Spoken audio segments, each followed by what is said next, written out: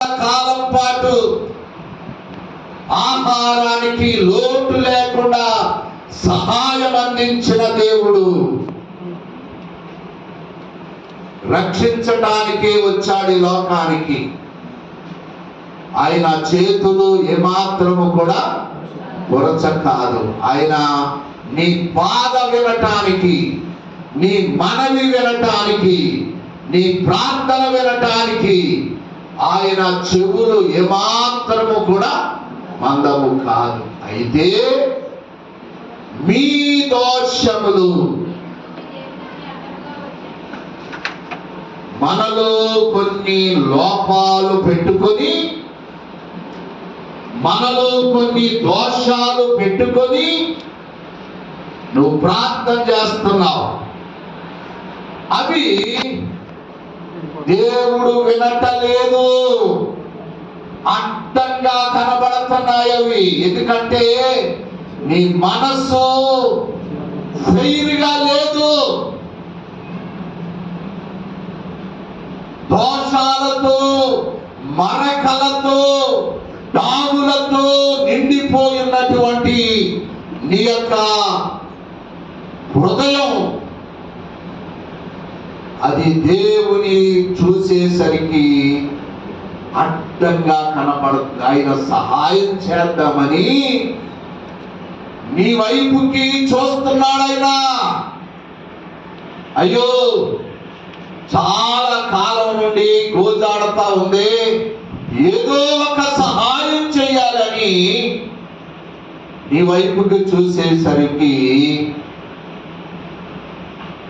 నీ దోషాలన్నీ ఆయనకి ఒక సినిమా వలె కనబడిపోతున్నాయి, అడ్డంగా ఉన్నాయి అవి. ఆయన ఇచ్చే దీవెనలకు అడ్డుపడుతున్నాయి ఈ దోషాలు. నీకేదో చేద్దామని, నిన్ను అభివృద్ధి పరుద్దామని, నిన్ను ఆశీర్వాదాలతో నింపుదామని ఆయన ప్రభు నీకు సహాయపడటానికి నీ వైపుకి చూస్తా ఉంటే నీ తల నుండి అరికాల వరకు అన్ని దోషాలే, దోషాలే, డాగులే, మచ్చలే. ఆయన చేతులైతే కొరచ కాదు, ఆయన చెవులైతే మందము కాదమ్మా. కానీ దోషాలు లోపల పెట్టుకొని పైకి ఏమీ అరగనట్టుగా నువ్వు ప్రార్థనలు చేసిన, ఉపవాసములున్నా ప్రభు అంటున్నారు, మీకును మీ దేవునికి అడ్డముగా ఉన్నాయి.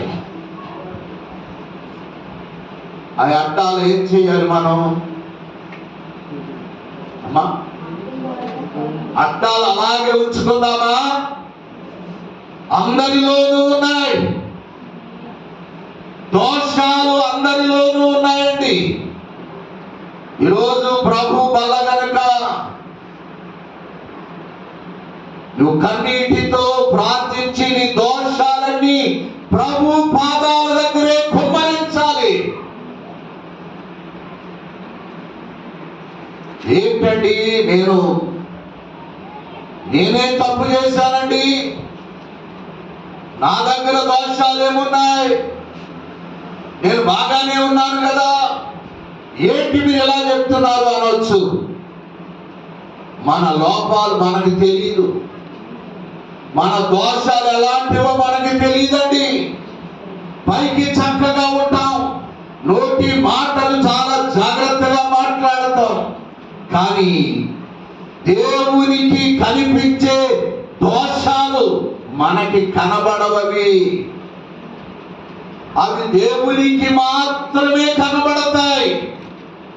మనుషులైన మనకి మన దోషాలు, ఎదటి వారి దోషాలు నీకు కనబడవు, నీ దోషాలు వారికి కనబడవు. ఆ దోషాలేంటో నీకు తెలుసు, నీ దోషమేంటో నీకు తెలుసు, నీ అడ్డేంటో నీకు తెలుసు. దానినే ఈరోజు ప్రభు సన్నిధానములో ఒప్పుకోవాలి, విడిచిపెట్టాలి.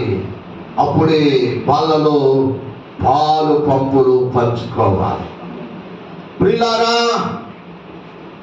ఏంటయ్యా దోషాలు, ఏంటయ్యా అడ్డులు అంటే లూకాసు వార్త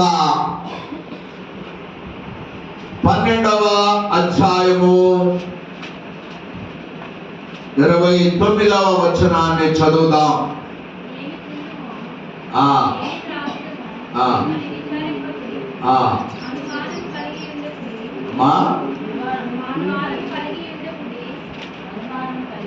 అనుమానము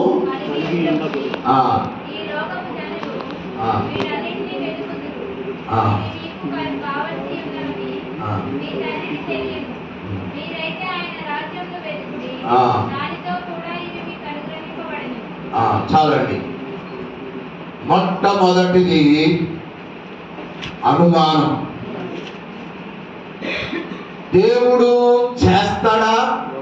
నిజంగా చేస్తాడా? అనుమానం.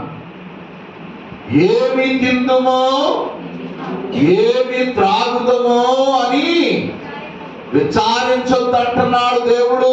నీకేం కావాలో నాకు తెలుసు,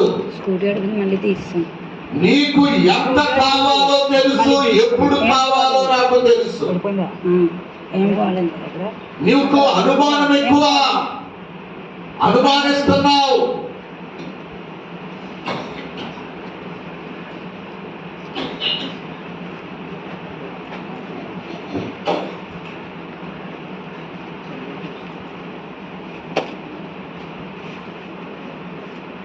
నేనేదైనా చేయగలిగిన సమర్థుడను, నాకు అసాధ్యమైనవి లోకములో ఏమీ లేవు. నువ్వే అనుకుంటున్నావు. ఏం తిందామో, ఏమి త్రాగుదమో, ఏమి ధరించుకొద్దుమో అని అనుమానం కలిగి ఉంటున్నావు. అనుమానం. మనుషులైతే అనుకున్న మాటను నెరవేర్చలేరు.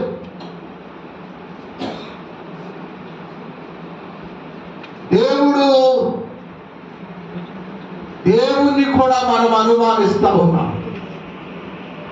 అయ్యో చెయ్యగలడా ఆయన? రాత్రి ఆమోస్ గారు ఫంక్షన్, మేము రామచంద్రపురం నుండి బయలుదేరి బండి మీద వస్తున్నప్పుడు మామిడాడ వరకు చినుకులు పడతానే ఉన్నాయి. మామిడాడ దాటి కొద్దిగా ఎదరికి వచ్చే వరకు కూడా చినుకులు ఉన్నాయి. అక్కడి నుండి లేవు. అనుమానంతో ఆ కార్యక్రమాన్ని పెట్టాడు అనుకోండి. ఆయన వర్షమే పడవచ్చు, కానీ ఆయన అనుమానించలేదు. యెహోవా ఈరే అని కార్యక్రమాన్ని ఏర్పాటు చేశాడు. చక్కగా దేవుడు అక్కడ ఆ స్థలములో ఉండి చక్కగా జరిగించారు. దేవునికి స్తోత్రం. మొట్టమొదటిగా మనిషి దేవుణ్ణి అనుమానిస్తా ఉన్నాడండి. దేవుణ్ణి, మనుషులను అనుమానిస్తే పర్వాలేదు, దేవుణ్ణి చెయ్యగలడా, ఇవ్వగలడా